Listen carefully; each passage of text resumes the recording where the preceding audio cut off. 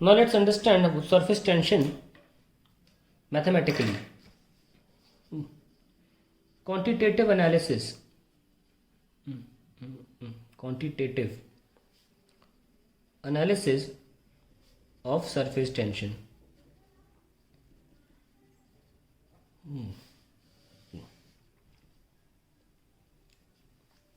मान लीजिए मैंने एक कर्व्ड वायर ले लिया और यहां पे एक स्लाइडर ले लिया है, स्लाइडर, ओके, लंबा सा, और मैंने सोप सॉल्यूशन में डाल के यहाँ पे एक सोप फिल्म क्रिएट कर ली है। सोप फिल्म है, यहाँ बन चुकी है।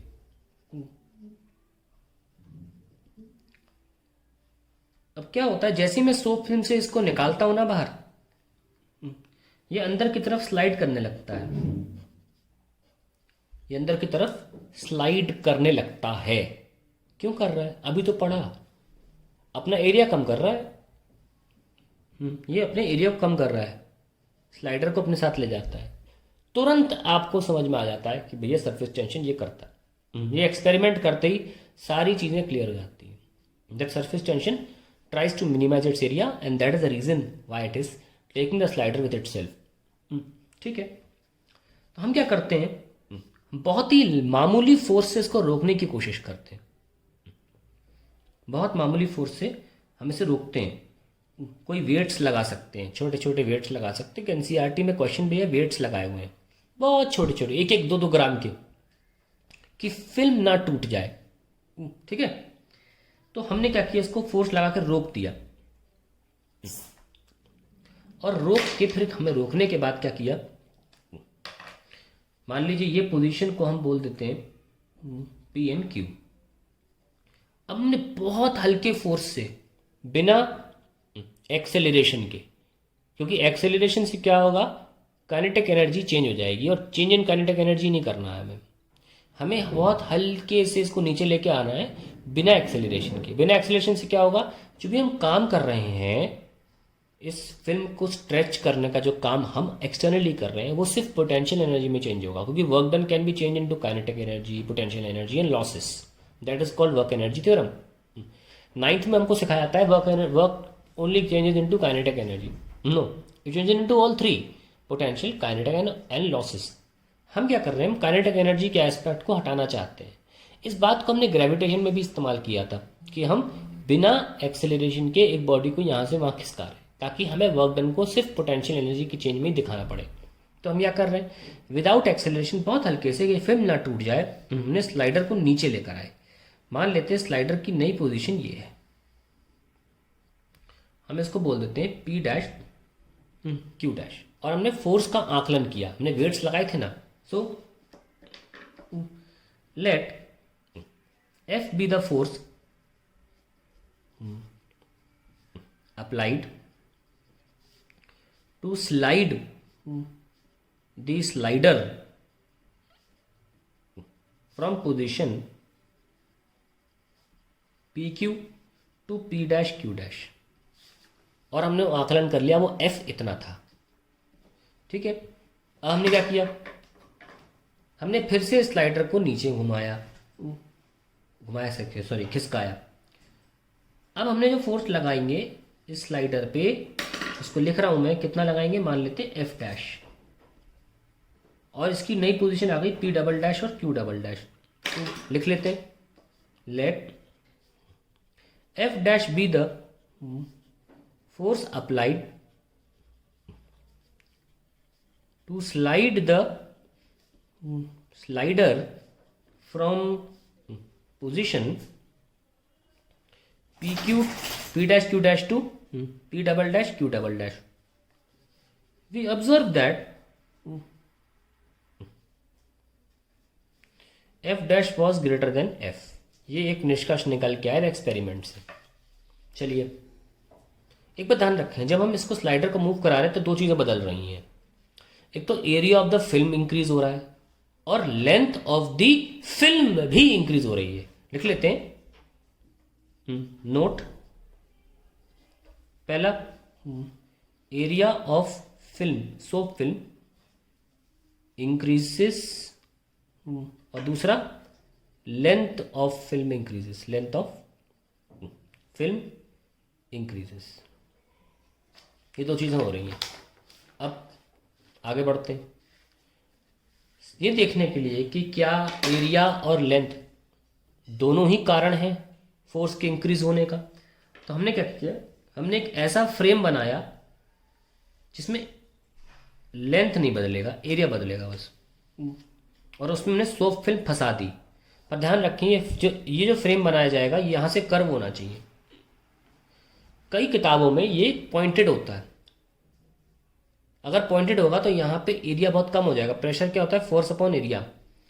एरिया ऑलमोस्ट नील हो जाएगा यहाँ पॉइंटेड होने की वजह से, सुई सा हो जाएगा। इतने हाई प्रेशर इतने छोटे एरिया में प्रेशर इतना हाई होगा कि फिल्म यहाँ से ब्रेक हो जाएगी। इसलिए हम यहाँ पे कर्व सा लेंगे। ठीक है, हम यहाँ पे पॉइंटेड एंड नहीं ले सकते। तो फ्रेम बिल्कुल भी ऐसा नहीं होना चाहिए, मैं दिखा देता हूँ, ऐसा नहीं होना चाहिए। काफ़ी किताबों में और काफ़ी लोग ऐसा फ्रेम बनाते हैं। ऐसे फ्रेम में फिल्म सस्टेन नहीं हो सकती due to high pressure points. लिख देता हूँ, ये क्या है, हाई प्रेशर पॉइंट्स। ठीक है, चलिए हमने हल्का सा कर्व ले लिया ना। यहाँ पे फिल्म ऐसे दिखा सकते हैं ना, हल्की सी शाइन मार रही है फिल्म।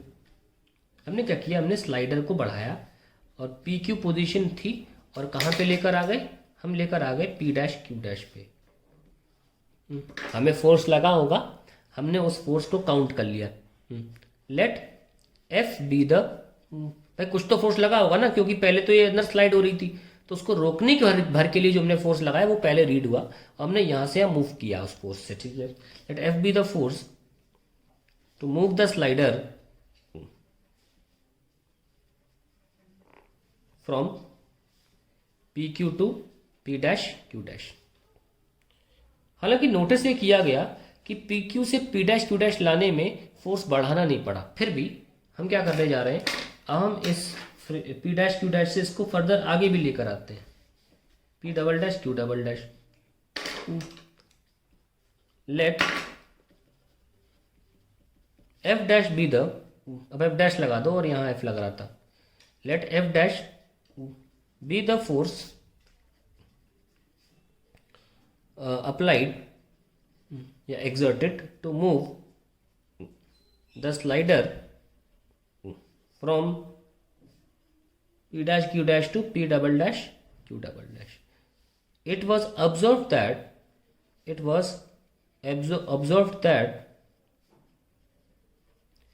बहुत इंपॉर्टेंट बात लिखने जा रहा हूं, F dash equals to F। और हमने क्या नोटिस किया, only area was changing, was increasing या चेंजिंग बोल सकते हैं। यानी कि एक निष्कर्ष निकल के आ गया कि जो force of stretching the membrane था वो सिर्फ लेंथ पे डिपेंड कर रहा था, सिर्फ लेंथ पे। और क्योंकि हमने एक बार भी फोर्स को ऐसा नहीं किया कि ज़्यादा हो इस वाले अंदर वाले फोर्स से, इसका मतलब जो फोर्स था वो कहीं ना कहीं अंदर की तरफ जो फोर्स इंटरमोलिकुलर फोर्स लग रहा होगा इस फिल्म के स्लाइडर पे, इसके ही बराबर था। यानी कि हमारा जो फोर्स है, फोर्स ऑन स्लाइडर, वो प्रोपोर्शनल टू लेंथ आया। यस और ऑन द बाउंड्री। अब अंदर ऑन द अदर हम ये बोल सकते हैं, क्योंकि ये जो हमने फोर्स लिया था, ये अंदर वाला फोर्स क्या बोलोगे इसको बोलोगे force on the boundary of the surface film, या force on the boundary of surface film. क्योंकि ये बोल लो, चाहे एफ बोल लो, चाहे लिक्विड का फोर्स बोल लो, दोनों बराबर है। तो पिछली लाइन में तो मैंने अपना फोर्स बताया, लेकिन इस बार मैं जो फोर्स लिख रहा हूँ वो लिक्विड लगा रहा है, उसके कंटेक्स्ट में लिख रहा हूँ। ठीक है, ये वाला अपना वाला हो गया। अब क्योंकि अंदर का फोर्स बराबर है, सारे एरोज मिला के एफ के बराबर है, इसलिए लिख रहा हूँ force on the boundary of liquid film by liquid molecules is proportional to length of film। अभी को ध्यान रखिए, मैं इसको दिखा रहा हूं। ये फिल्म जो है हमें लगता है बहुत पतली है, पर माइक्रोस्कोपिक लेवल पर ये जो फिल्म है, माइक्रोस्कोपिक लेवल पे जाएंगे तो 100 से 150 फिल्म से बनी होती है। इतनी मतलब उस माइक्रोस्कोपिक स्केल पर काफी मोटी फिल्म है। दिखाता हूँ क्रॉस सेक्शन फॉर्म में ऐसे। तो ये फिल्म जो है ना एक माइक्रोस्कोपिक लेवल पे देखी जाए तो इस तरीके से बनी होती है, और ये वाले सरफेस और ये वाला सरफेस दोनों ही फोर्स लगा रहे होते हैं अंदर की तरफ। तो एक तरह से देखा जाए तो दोनों को ही फोर्स आप लगा रहे थे, तो आपका फोर्स जो है वो ऊपर का फोर्स और नीचे का फोर्स दोनों मिलाकर है। तो दोनों लेंथ ले लेते हैं हम। तो फोर्स जो इंटरमोलिकुलर फोर्सेस के फॉर्म में अब मैंने यहाँ लिखा है, let me write that entire force ऊपर वाला और नीचे वाला मिलाकर is proportional to twice of the length of the surface film, क्योंकि ये फिल्म काफ़ी मोटी होती है, एक सरफेस नहीं माना जा सकता। तो हमने क्या साबित किया कि एरिया डिपेंडेंसी तो है नहीं, लेंथ डिपेंडेंसी है।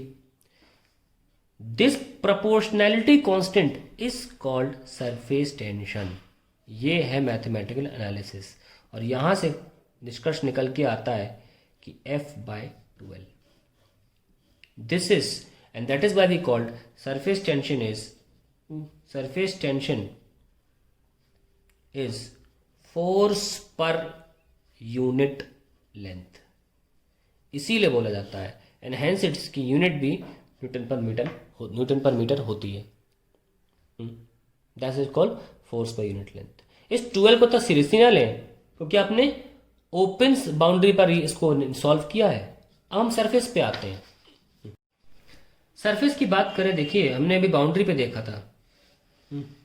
सरफेस पे आप कोई भी इमेजिनरी लाइन बना दोगे, मान लो लिक्विड सरफेस है, इट्स अ लिक्विड सरफेस, तब कोई भी आप इमेजिनरी लाइन बनाओगे तो इसके अक्रॉस एक फोर्स लगेगा दोनों की तरफ, which is actually the reason why the film get stretched. तो हमने देखा कि जब बाउंड्री हमने ली तो हमें क्लियर हुआ, बाउंड्री हमने एयर के लिए छोड़ दी थी तो हमें क्लियर हुआ कि हाँ यार एक तरफ तो फोर्स लगता है। वो स्लाइड क्यों हो रहा है? वो स्लाइड इसलिए हो रहा है क्योंकि आपका जो फ्रेम में बनाया हुआ है इस तरफ तो एयर है, और एयर के फोर्सेस इस लिक्विड फिल्म पे बहुत कमजोर हो जाते हैं इन कंपैरिजन टू लिक्विड के फोर्स लिक्विड मॉलिक्यूल्स पे, इसलिए एयर को सस्टेन नहीं कर पा रही। तो यानी कि जब हम खुला छोड़ते हैं एक तरफ से तभी हम क्लियर कर पाते हैं कि सरफेस टेंशन एक्चुअली क्या चीज़ है। सरफेस पे देखेंगे तो ऑब्वियसली दोनों तरफ के फोर्सेस एक दूसरे को कैंसिल कर देते हैं तो पता नहीं चलता। तो ये लाइन कहीं मूव नहीं कर रही होती है, नेट फोर्स 0 है, लेकिन ये स्ट्रेच्ड महसूस कर रही होती है। ठीक है, अगर इनकी बाउंड्री पे भी देखेंगे हम तो ये सरफेस टेंशन इस तरीके से होगा, और यहाँ पे ये नॉन जीरो होगा। एक बात ध्यान रखें, इंटरमॉलिक्यूलर फोर्सेस बहुत इंपॉर्टेंट नोट लिखवाने जा रहा हूं, आर ऑफ 2 टाइप्स। पहला कोहेसिव फोर्स, ये होते हैं the force between molecules of same substance, molecules of same substance। और दूसरा होता है adhesive force, ये है the force between molecules of different substance।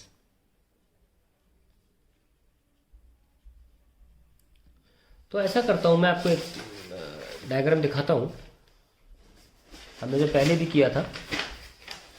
ये हमने ये बर्तन बनाया था अपना, तो यहाँ पे हम एक और मॉलिक्यूल का एग्जांपल ले लेते हैं, डी। सपोज एक डी मॉलिक्यूल है, ABC लिया था, let me take a D molecule. ये डी मॉलिक्यूल का एक्सप्लेनेशन क्या होगा? ये डी मॉलिक्यूल जो है ये ग्लास मॉलिक्यूल से अट्रैक्ट हो रहा है और लिक्विड मॉलिक्यूल से भी अट्रैक्ट हो रहा है ना। तो इस डी मॉलिक्यूल की बात करें अगर, मैं यहां डायग्राम बना देता हूं, और कंटिन्यूएशन के लिए मैं डी ही नाम रख देता हूं इसका। तो it's getting attracted to glass also as well as the molecules of liquid. ये आपका स्फीयर ऑफ इन्फ्लुएंस है। तो इफ अडेसिव फोर्स, किसके बीच में अडेसिव फोर्स हुआ? ग्लास और लिक्विड के बीच में। If adhesive force that is between glass and liquid is greater than cohesive force, तो ये जो मॉलिक्यूल है ये ऑब्वियसली ग्लास की तरफ ज्यादा महसूस करेगा अट्रैक्शन और ऐसे चिपका रहेगा। Then it wets the glass, और इसीलिए ग्लास को वेट करेगा। तो यहाँ पे वही बात हो रही है, बाउंड्री पे एक और फोर्स हो रहा होगा अडहेसिव का जो इधर लग रहा होगा, that will be adhesive force, और ये इन मॉलिक्यूल्स को अपनी तरफ चिपका के रखेगा और वेट करेगा सरफेस को, जिस सरफेस में भी ये पानी डला हुआ है। तो ये बहुत इंपॉर्टेंट है, मैंने यहीं पे ख़त्म कर दिया है टाइप्स ऑफ इंटरमोलिकुलर फोर्सेस को। और यहाँ पे हम डेफिनेशन प्रॉपरली लिख लेते हैं। इसकी प्रॉपर डेफिनेशन क्या होती है of the surface tension quantitatively? आप दोनों में से कोई भी लिख सकते हैं, क्वालिटेटिव भी लिखवाई, क्वांटिटेटिव भी लिखवाई। क्वालिटेटिव को थोड़ा बता देते हैं क्या था। Surface tension is a property of liquid by virtue of which it tries to minimise its area to attain stability in an attempt to do so the surface film behaves like a stretched membrane. ये definition है। अब हम बात करते हैं qualitative definition की। यहाँ हम डेफिनेशन लिख लेते हैं सरफेस टेंशन की।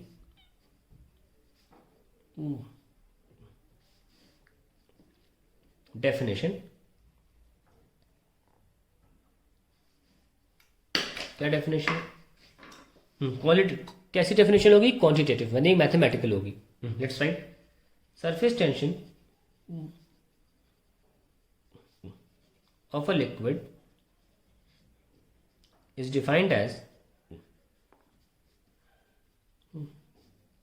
the force of tension acting,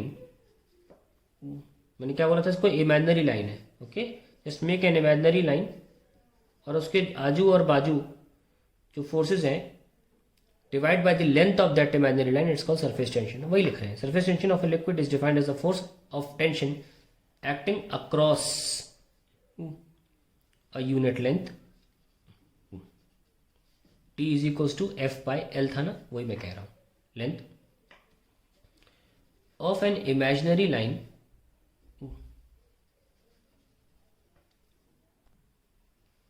drawn on the free surface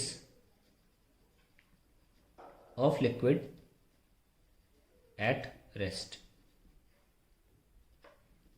The direction of force of tension, the direction of force of tension is perpendicular to line, perpendicular to line and tangential to surface। ये है इसकी standard definition mathematically. तीन important point और मैं जोड़ना चाहता हूँ ख़त्म करने से पहले सरफेस टेंशन के एनालिसिस को, पे इसका एप्लीकेशन देखेंगे। First is surface tension is a surface phenomena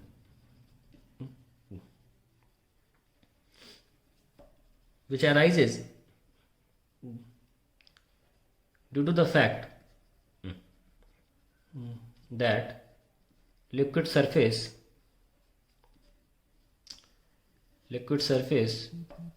tends to minimize the surface area in order to minimize the energy of the film। दूसरी बात, मतलब ये सरफेस टेंशन लिक्विड के अंदर की बात नहीं है, सिर्फ सरफेस की बात है। दूसरी बात, at the boundary of liquid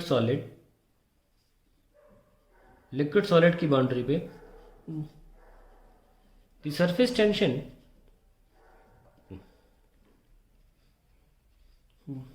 acts only on one side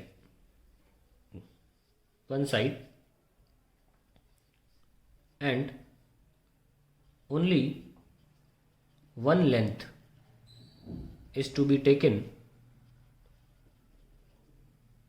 to numerically define it, that is यहाँ पे सरफेस टेंशन हो जाएगा F by L, whereas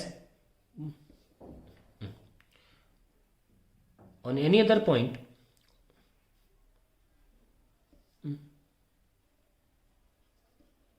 point of surface,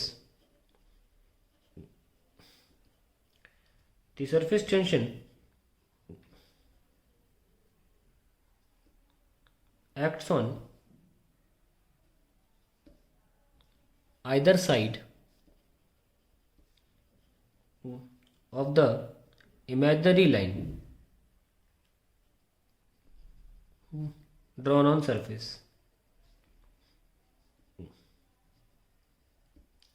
और लास्ट तीसरी line, at the boundary of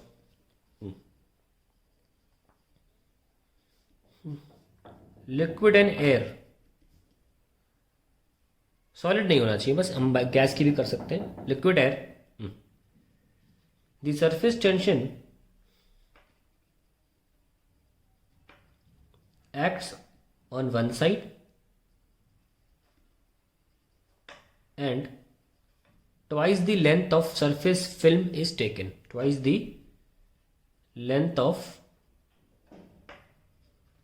surface film at boundary